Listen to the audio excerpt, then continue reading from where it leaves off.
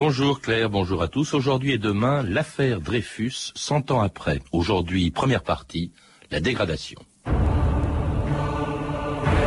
Par un jugement du 22 décembre 1894, le Conseil de guerre a condamné le nommé Dreyfus Alfred à la déportation à perpétuité dans une enceinte fortifiée et à la dégradation militaire.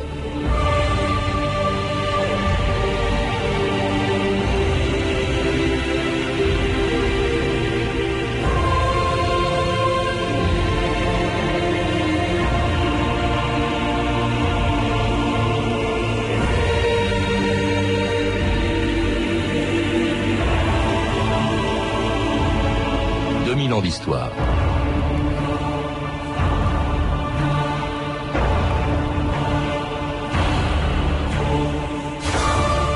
En septembre 1894, dans la corbeille à papier de l'attaché militaire d'Allemagne à Paris, une femme de ménage qui travaillait pour les services de renseignement français découvrait une lettre annonçant la livraison de documents ultra secrets concernant l'armée française. Quelques jours plus tard, cette lettre, qui entrera dans l'histoire sous le nom de bordereau, sera attribuée au capitaine d'artillerie Alfred Dreyfus. Mais personne n'imaginait encore que cette banale histoire d'espionnage allait devenir une des plus grandes affaires judiciaires de l'histoire, si célèbre que 100 ans après qu'elle se soit terminée le 12 juillet 1906, elle continue de passionner les Français. Mais si on ne conteste plus aujourd'hui l'innocence de Dreyfus, on a oublié qu'à l'époque où il fut condamné pour trahison, dégradé et déporté à l'île du Diable au large de la Guyane en 1894, il n'y avait alors personne pour le défendre. Pour une opinion publique, travaillée par l'antisémitisme, ce juif était un coupable idéal. Et il faudra plus de 10 ans pour qu'on rétablisse la vérité, la justice et l'honneur d'un capitaine victime d'une machination qui a discrédité pour longtemps l'institution militaire à laquelle il appartenait. Écoutez-le dans cette archive exceptionnelle, la voix d'Alfred Dreyfus, enregistrée en 1912, 6 ans après sa réhabilitation. Au début de l'affaire, il s'agissait pour la plupart de ceux qui prirent part que d'une question de justice et d'humanité. Mais à mesure que la lutte se poursuivait contre toutes les forces d'oppression coalisées, elle prenait une envergure insoupçonnée qui n'a cessé de croître jusqu'à ce que la lumière puisse être complète, entraînant avec elle une transformation capitale dans les idées. Les découvertes se firent successivement, apportant chaque jour un élément nouveau, obligeant les esprits à réfléchir et à changer graduellement d'idées sur une foule de questions dont on ne se serait pas soucié autrement. Une éducation progressive se fit, les traditions s'évanouirent, nous préparèrent peu à peu, mais sûrement, l'esprit public à accepter des réformes importantes. Et c'était la voix de celui qui, il y a 100 ans et pendant 12 ans, a été au centre d'une des affaires judiciaires les plus célèbres de l'histoire, Alfred Dreyfus, dont on célèbre en ce moment le 100e anniversaire de la réhabilitation et sur lequel on a publié de nombreux livres, dont ceux de mes invités. Jean-Denis Bredin, bonjour. Bonjour. Alors on vient de rééditer chez Fayard un livre passionnant pour lequel vous étiez déjà venu dans cette émission. C'était l'affaire, vous appelez ça l'affaire tout simplement, comme si ça allait de soi que c'était l'affaire Dreyfus, bien sûr. Et puis Vincent Duclerc, bonjour. Bonjour. Vous venez de publier, vous, chez Fayard, une biographie très complète de Dreyfus et 2 autres livres d'ailleurs qui lui sont consacrés. Est-ce que vous aviez déjà entendu sa voix et est-ce que sa voix, cette voix, parce que c'est rare ce document, je crois que c'est la seule voix de Dreyfus dont on dispose, nous indique quelque chose sur Dreyfus? Oui, je crois que cette voix indique 2 points essentiels. D'abord la voix elle-même, on a entendu une voix assurée, ferme, et c'est à 1000 lieues des légendes qu'on a pu répandre sur une voix monotone, inaudible. Ces légendes qui visaient à discréditer en fait l'accusé, l'innocent. Et puis la deuxième chose, c'est ce qu'il dit. Et là, c'est tout à fait impressionnant. C'est-à-dire que il analyse l'événement en termes, je veux dire, de combat des droits de l'homme, des droits du citoyen. Oui, et pas son affaire personnelle. Absolument, absolument. Il s'élève et de ce point de vue-là, on le voit là très clairement, il est au centre de son affaire. Jean-Denis Bredin, sur cette voix, sur ce que dit Dreyfus, parce qu'on a souvent dit qu'il était resté un peu en deçà de son affaire. Qu'il n'était pas à la hauteur, même certains. Non, un certain nombre de gens l'ont soutenu, je veux dire, parce que c'est vrai que c'était un homme qui était profondément réservé, profondément discret, qui ne devait pas aimer la parole, ni la parole en public. Ce n'était pas un homme, j'allais dire, de notre temps, tout à fait, en cela. Mais c'est vrai que sa voix révèle comme le disait Vincent Duclert, à la fois sa fermeté, sa grande fermeté, car ce fut un homme d'un immense courage, et en même temps, c'est vrai, l'ouverture d'esprit qui peu à peu a accompagné son affaire, et le fait qu'il a compris et voulu que son combat fut un combat qui le dépassa, pas seulement pour Dreyfus. Et un homme entraîné, malgré lui, bien sûr, dans une affaire qui a passionné les Français et qui les passionne encore depuis plus de 100 ans, et qui commençait en septembre 1894 par la découverte d'un document, ce qu'on appelait le bordereau, découvert à l'ambassade d'Allemagne par une femme de ménage qui travaillait pour les services secrets français. Il y a un espion parmi nous. Ce bordereau le prouve formellement. Écoutez ça. Je vous adresse quelques renseignements intéressants. 1. Une note sur le frein hydraulique du 120 et la manière dont s'est conduite cette pièce. 2. Une note sur les troupes de couverture. 3. Une note relative à Madagascar. 4. Le projet de manuel de tir de l'artillerie de campagne.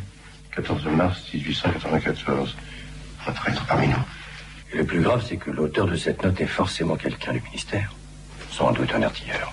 Il faut chercher parmi les stagiaires, des officiers de l'état-major récemment brevetés. Ce sont les seuls qui passent dans tous les bureaux. Le colonel Fabre connaît personnellement tous les stagiaires. Il y en a un qui l'a mal noté à la fin de l'année dernière. Quel est le nom de ce capitaine? Alfred Dreyfus. Dreyfus. Un juif. Vincent Duclert, c'était l'extrait d'un très beau film de Yves Boisset, je crois, auquel vous avez collaboré, Jean-Denis Morin. Oui, mais ça, cet événement, la découverte de ce bordereau, c'est le point de départ de l'affaire, ce document, et qui n'est pas signé. Comment se fait-il que très vite, en quelques jours à peine, l'état-major, les soupçons se soient portés sur Alfred Dreyfus, Vincent Duclert? Alors, je précise d'emblée que ce que montre le film est tout à fait exact. C'est vraiment là une reconstitution parfaite. Et alors, ce bordereau, c'est donc en fait, il faut le prendre du point de vue administratif. Un bordereau accompagne l'envoi de documents.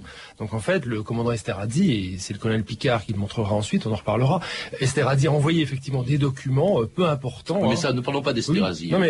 Pour l'instant, il y a un bordereau, il n'est pas signé, et tout de suite, on soupçonne Alfred Dreyfus. Pourquoi? Alors on soupçonne Alfred Dreyfus, et le film le montre bien, parce que il y a d'abord une sorte de peur immédiate au sein de l'état-major du ministère de la Guerre, la certitude qu'il y a une énorme situation de trahison. C'est vrai que la France est, je veux dire, en état de guerre d'une certaine manière avec l'Allemagne, et très vite il faut trouver le coupable, il faut trouver un coupable, et l'analyse que les agents des services de renseignement réalisent est totalement erronée, c'est-à-dire qu'ils sont persuadés qu'ils ont affaire à des documents très importants, notamment le terme de note. En fait, le terme de note ne désigne pas des notes administratives simplement. L'auteur, dont Esterhazy, qui fabrique des petites notes, des petits pense-bêtes. Et en fait, l'analyse donc visant à expliquer que c'est certainement un officier de l'état-major est erronée, mais qui amène donc l'intérêt, donc le soupçon sur Dreyfus. Et là, je crois qu'il y a un point essentiel, c'est que le colonel Fabre, le commandant de Maschwil, qui en fait d'emblée désigne Dreyfus, eh bien le désigne parce qu'ils l'ont mal noté. Mais pourquoi est-ce qu'ils l'ont mal noté? Parce qu'ils ne voulaient pas de juifs à l'état-major. Et là, c'est important, on a effectivement là l'intention de la conspiration. Alors, Jean-Denis Bredin, effectivement, l'armée, l'opinion publique aussi en général, on y reviendra, est très travaillée par l'antisémitisme, ce qui aboutit à penser qu'un juif c'est forcément un traître. C'était non seulement il était juif mais alsacien, donc on soupçonne Dreyfus à cause de cela, et tout de suite d'ailleurs on lui fait faire quelque chose de très humiliant pour être sûr que c'est lui, si on pouvait l'être, on lui impose une dictée. Il y a le colonel, je crois, du Paty de Clam qui lui fait faire une dictée pour comparer son écriture à celle du bordereau. Oui, c'est-à-dire qu'on veut le prendre à un piège. Mais le vrai problème aussi est que l'armée à l'époque vit dans la maladie de l'espionnite. Si la France a perdu la guerre, c'est parce qu'elle a été trahie, oui. C'est parce qu'il y a eu des espions, c'est parce qu'il y a eu des traîtres, et c'est parce que le service de renseignement français n'a pas fonctionné comme il faut. Et partout, l'armée cherche des traîtres, cherche des espions, y compris à l'ambassade d'Allemagne. Alors, ce qui est vrai, c'est que lorsque les documents sont découverts, on va tout de suite rechercher qui l'a fait, parce que l'espionnite oblige à ça. Et on sait aussi que le ministre de la guerre, le général Mercier, n'est-ce pas Vincent, je crois bien, le général Mercier, à l'époque, était souvent accusé par l'extrême droite française, notamment par le journal de Drummond, La Libre Parole, de ne pas en faire assez et de tolérer la présence des Juifs dans l'armée. Par conséquent, on savait que le général Mercier approuverait cette recherche qui consistait à trouver un coupable qui fût juif. Et comme l'écriture de Dreyfus ressemblait, on y reviendra, un peu à toutes les écritures de l'époque, il faut le dire, car tout le monde apprenait à écrire de même manière. Et d'ailleurs maintenant, moi je me souviens quand j'ai travaillé là-dessus, vous avez dû avoir la même chose, toutes les écritures se ressemblaient sans exception. Maintenant, elles sont toutes différentes, mais immédiatement tout le monde va dire, ah ben oui, c'est l'écriture de ce juif, de cet officier juif qu'on n'aimait pas, qui avait de très bonnes notes, qui était très brillant, qui était trop brillant même, par surcroît alsacien, on pourra peut-être y revenir. Et en tout cas, qui est arrêté le 15 octobre 1894, envoyé à la prison du Cherche-Midi. Mais alors, faute de preuves formelles, eh bien, le général Mercier, dont vous avez parlé, Jean-Louis Bredin, ministre de la guerre, et l'état-major restent discrets. Et ce n'est que le 31 octobre que l'affaire est révélée par la presse, 3 semaines après l'arrestation de Dreyfus.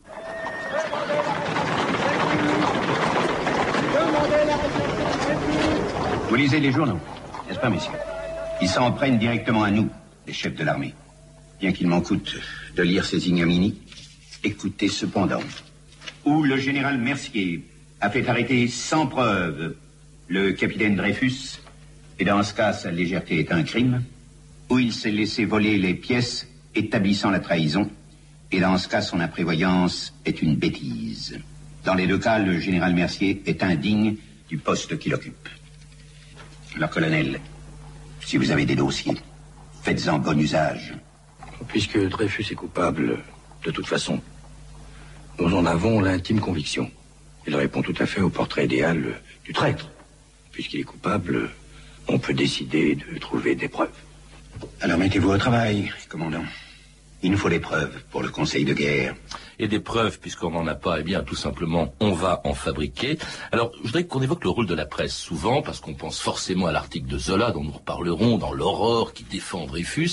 On se dit, la presse a été formidable. Dans ce cas particulier, au moment où commence l'affaire en 1894, la presse a joué un rôle détestable, Jean-Denis Bredin, parce qu'elle a littéralement poussé l'état-major à accélérer les choses, quitte à fabriquer des preuves.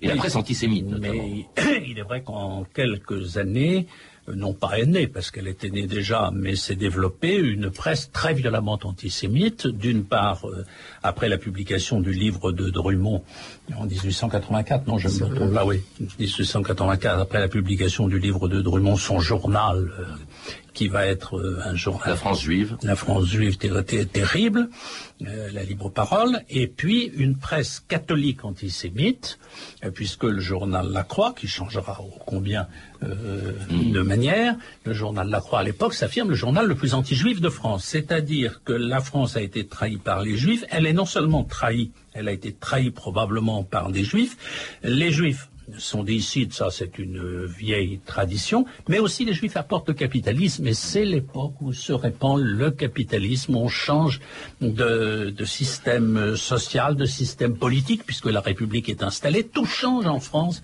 pendant ces années-là. Alors, et par conséquent, le coupable est en face, c'est le Juif. Comme Mercier, comme le ministre de la Guerre est accusé de ne rien faire, évidemment, il va précipiter les choses, et on aboutit très vite à un conseil de guerre qui s'ouvre le 19 décembre 1894, qui s'ouvre à huis clos, et alors là, qui d'emblée utilise des méthodes qui peuvent être surprendre, notamment, on va communiquer à ce conseil de guerre, et évidemment, pour le secret défense, qui ne cherche pas évidemment à cacher à cette occasion-là des preuves qui pourraient être compromettantes, mais à cacher l'absence de preuves, eh bien c'est sur un document secret, je crois, Vincent Duclercq, que l'on va accuser Dreyfus. Oui, en fait, ce qui va se passer, c'est que bon, le huis clos est légal, mais c'est vrai qu'il empêche d'une certaine manière aussi la défense de Dreyfus.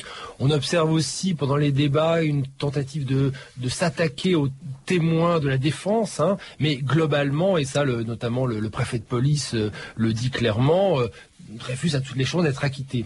Et en fait, pour conjurer donc effectivement cet acquittement qui serait une catastrophe pour le ministre de la Guerre ordonne donc à un officier d'apporter aux juges militaires en salle des délibérés, en chambre du Conseil, au moment où ils vont rendre leur verdict, un dossier secret composé de 4 pièces qui sont soit des faux, soit des documents faussement attribués à Dreyfus. Et surtout, il y a un commentaire secret qui est fait, un commentaire de l'ensemble. Et ça, c'est rédigé sur l'ordre du ministre de la Guerre. Donc là, on voit bien effectivement les conjurés. Et c'est sur la base de ces secrets que Dreyfus est condamné à l'unanimité. Mais là, il faut voir que le procès est totalement illégal. On a parlé de crime judiciaire. Alors, condamné le 22 décembre à être envoyé au bagne jusqu'à la fin de sa vie, à perpétuité. Et ce qu'il y a d'étonnant, c'est que personne, à ce moment-là, ne soupçonne Dreyfus d'être innocent. Même ceux qui le défendront plus tard. Je cite Clémenceau dans le journal La Justice qui dit « Il n'y a donc pas de parents, pas de femmes, pas d'enfants, pas d'amour de quelque chose, pas de lien d'humanité ou d'animalité, rien qu'une âme immonde, un cœur abject », dit Clémenceau en parlant de Dreyfus. Jaurès, qui le défendra plus tard, dit « Le capitaine Dreyfus, convaincu de trahison par un jugement unanime, n'a pas été condamné à mort. » Et Jaurès s'en offusque. Alors, personne ne défend ce capitaine Dreyfus lorsque, quelques jours après sa condamnation et juste avant de partir en Guyane, eh bien, il doit subir la pire des épreuves devant 4000 soldats rassemblés dans la grande cour de l'école militaire pour assister à la dégradation du capitaine Dreyfus de 5 janvier 1895. Par un jugement du 22 décembre 1894, le Conseil de guerre a reconnu le nommé Dreyfus Alfred coupable d'intelligence avec l'ennemi et de haute trahison. Par ces motifs, le Conseil de guerre a condamné le nommé Dreyfus Alfred à la déportation à perpétuité dans une enceinte fortifiée hors du territoire continental de la France et à la dégradation militaire. Alfred Dreyfus, vous n'êtes plus digne de porter les armes de la France. Au nom du peuple français, nous vous dégradons.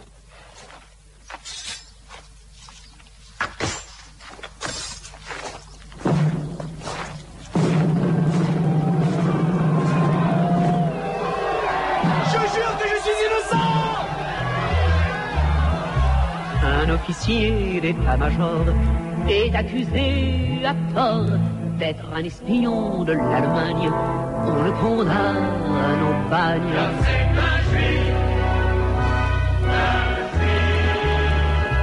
De Vaugirard ou de Passy, en chœur on applaudit la dégradation militaire à l'école militaire. C'est un juif.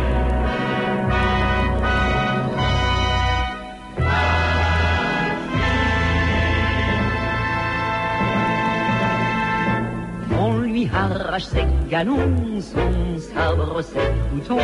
Il répète son innocence, il crie vive la France. Que c'est un juif, que c'est un juif. Le seul juif de l'état-major. Que vous faut-il encore? Ah oui, c'est bien lui le coupable. Ah, qu'il s'en aille au diable. Ah, c'est un juif.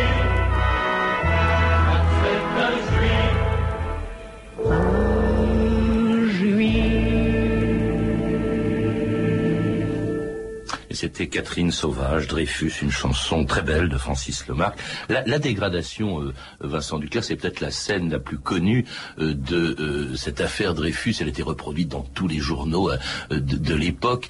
Épouvantable pour Dreyfus.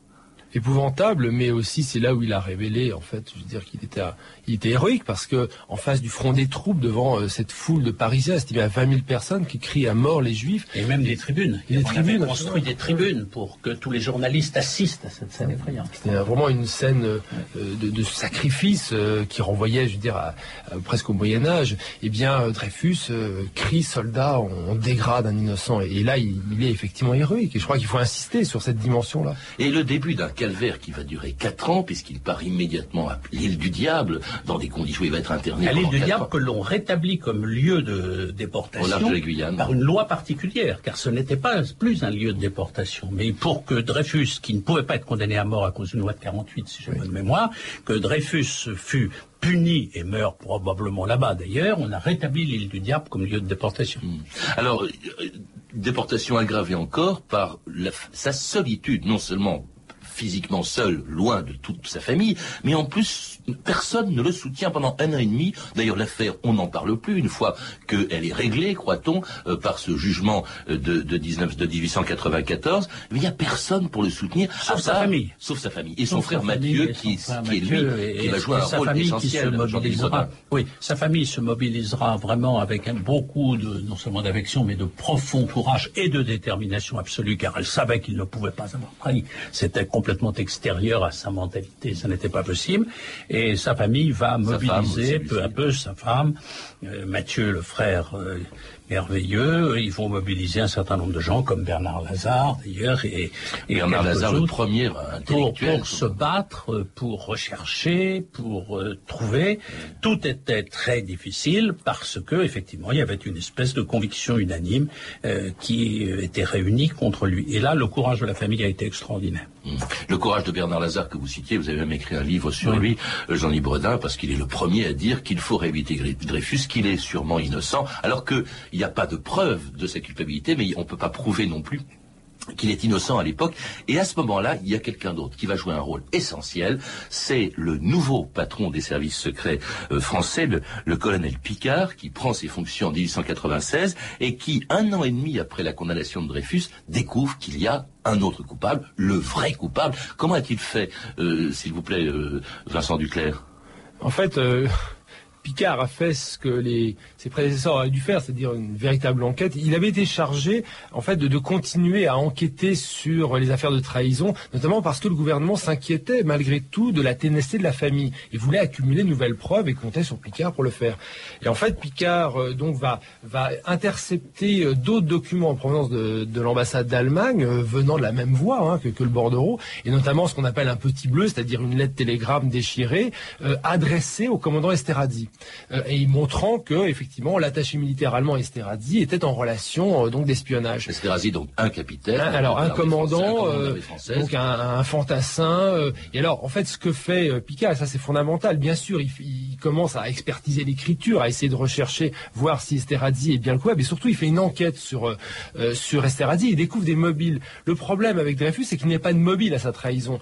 Avec l'enquête de Picquart, eh bien, il établit à la fois la preuve de la culpabilité donc d'Esterhazy, et puis la preuve de l'innocence de Dreyfus. Et que Esterhazy est le véritable auteur du fameux bordereau. Oh non. Dreyfus innocent. Alors on se serait trompé. Il y a 2 affaires, colonel. L'affaire Dreyfus et l'affaire Esterhazy. Il faut les séparer absolument. Mais comment? C'est impossible. Le bordereau est de la main d'Esterhazy. Oubliez le bordereau, colonel. Instruisez l'affaire Esterhazy. Le dossier Dreyfus reste clos. Mais c'est impossible, mon général. Esterhazy est un traître, un espion. Ce n'est pas la preuve. Pour l'instant, c'est un officier de l'armée française. Mais un innocent est condamné à sa place. Qu'est-ce que ça peut vous faire que ce juif reste à l'île du diable? Mais puisqu'il est innocent. Innocence. Si vous ne dites rien, personne ne le saura. Je ne garderai pas ce secret pour moi. Vous emporterez ce secret. Tous les secrets. Ou bien vous serez brisé, exilé, comme Dreyfus. Et c'était une conversation entre le colonel Picquart, qui découvre la culpabilité du vrai responsable du bordereau, qui était Esterhazy, et le sous-chef d'état-major de l'armée française, le général Gonse, qui refuse qu'on révèle cette découverte. Ça, c'est capital, Jean-Yves Bredin, parce que ça va laisser encore traîner l'affaire, puisque seul Picquart est au courant. Oui, mais parce que la proclamation de la vérité, pour des gens comme Gonse et comme beaucoup d'autres, la proclamation de la vérité eût prouvé la faute de l'armée, le crime de l'armée, et ce n'était pas possible que la France acceptât que l'armée eût commis un crime. Par conséquent, il valait beaucoup mieux que Dreyfus demeure à l'île du diable, plutôt que de voir l'armée française accusée d'avoir fabriqué des faux ou encore d'avoir voulu la condamnation d'un combat. Et par conséquent, d'un innocent. Et par conséquent, il est certain que tous ils vont se réunir. On va d'abord essayer de se débarrasser de Picquart en l'éloignant le plus possible. On l'envoie en Tunisie. Ça, on pourra y revenir. Et Picquart se sentira tellement menacé, peut-être même menacé de mort, que ce militaire, pourtant très droit, très militaire, va confier à un de ses amis avocats qui s'appelait Leblois le secret qu'il avait, afin que, s'il venait à mourir, quelqu'un connût ce secret, et le Blois transportera ce secret, c'est-à-dire en parlera à Scheurer-Kestner, qui sera l'un des grands artisans alors de la révision en alsacien, député, sénateur d'Alsace, sénateur inamovible. Voilà. Et puis alors il y a aussi la mobilisation d'un nombre de plus en plus grand d'écrivains qui vont soutenir Dreyfus, de plus en plus nombreux, mais ça viendra un peu plus tard effectivement. Oui. Et puis on s'aperçoit aussi que ce personnage d'Esterházy est beaucoup plus douteux que l'armée ne veut le faire croire, parce que l'armée le défend, dit c'est un officier exemplaire. On s'aperçoit que c'est un homme qui n'a aucun intérêt pour la France, qui déteste la France. Il y a une lettre qui est révélée par sa maîtresse, en tout cas une maîtresse éconduite, qui montre qu'il était prêt, qui détestait les Français, personnage détestable, et qui va d'ailleurs demander lui-même, parce qu'il se sent soupçonné, de passer devant un conseil de guerre, et il va être acquitté. Vincent Duclerc. Oui, il demande, parce que aussi les soupçons quand même commencent à converger. Là, on a un moment où, malgré tout, un certain nombre de journaux, Clémenceau qui vient de prendre la direction de l'Aurore, Le Siècle, donc accueille notamment la lettre de dénonciation de Mathieu Dreyfus qui dit c'est Esterházy. Donc, et en fait, Esterházy demande son passage en conseil de guerre parce qu'il sait d'une certaine manière qu'il sera protégé et acquitté. Et il sera en effet acquitté le 10 janvier 1898. Donc, si il n'est pas coupable, c'est que Dreyfus l'est vraiment. Ça scandalise évidemment beaucoup de gens, dont Émile Zola, qui va le surlendemain, 3 jours plus tard, qui va publier son fameux J'accuse. Nous en parlerons demain avec vous dans la deuxième partie de cette émission sur l'affaire Dreyfus. En attendant, et pour savoir plus, je recommande les livres de mes deux invités, Jean-Denis Bredin, dont les éditions Fayard viennent de rééditer L'affaire, et Bernard Lazare, sous le titre Dreyfus, un innocent, publié dans la collection Les Indispensables de l'Histoire. Quant à Vincent Duclerc, eh bien, il est l'auteur de 3 ouvrages sur le sujet, une biographie passionnante, très complète, Alfred Dreyfus, l'honneur d'un patriote, aux éditions Fayard, et puis Dreyfus est innocent, un très beau livre illustré de photos chez Larousse. Enfin, l'affaire Dreyfus aux éditions La Découverte dans les collections Repères. À lire aussi de très nombreux livres édités à l'occasion de ce 100e anniversaire de la réhabilitation de Dreyfus, et dont vous pourrez retrouver les références sur notre site internet. D'autres manifestations nombreuses marquent aussi ce centenaire. L'exposition Alfred Dreyfus, le combat pour la justice, qui se tient jusqu'au 1er octobre au musée d'art et d'histoire du judaïsme de Paris, et un colloque de la justice dans l'affaire Dreyfus, où vous interviendrez, Vincent Duclerc et Jean-Denis Bredin, et qui se tiendra le lundi 19 juin à la Cour de cassation de Paris. Toutes ces références et beaucoup d'autres encore sont disponibles par téléphone au 32 30, 34 centimes la minute, ou sur franceinter.com. C'était 2000 ans d'histoire. La technique Pascal Baldassari, Clotilde Thomas, documentation Claire Tesser, Claire Destacan et Mathieu Ménossi, une réalisation de Anne Kobilac. Demain donc, et avec comme aujourd'hui Jean-Denis Bredin et Vincent Duclerc, la deuxième partie de notre émission sur l'affaire Dreyfus, la réhabilitation, mais tout de suite à 14h30 sur France Inter, et même avec 1 minute de retard. Pardon Eric Oswald. Que je vous ai demandé, Patrice. Merci beaucoup, à demain Patrice. À demain.